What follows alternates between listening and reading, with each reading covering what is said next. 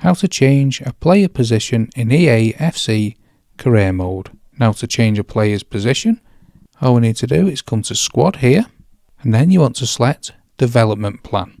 Then let's say we want to swap Harry Maguire here. Let's select him. Now we can change his position. If we press the right stick down, this will bring up different positions. Now if you see here, so if we want to change him to a ball playing defender, it'll take 87 weeks.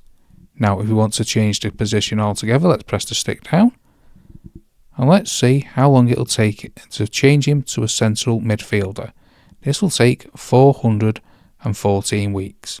You can see not available in the other positions, as it doesn't think it'll be able to turn him into it.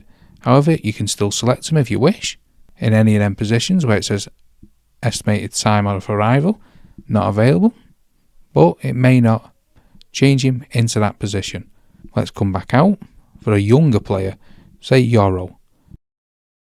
Let's change his position so maybe you can see here it's not taking as long as it was for Harry Maguire, as the player is younger, but some of them are taking a lot longer, but it is giving you a time, unlike Harry Maguire because he's an older player. But that's how to change a position of a player in FC 25 career mode.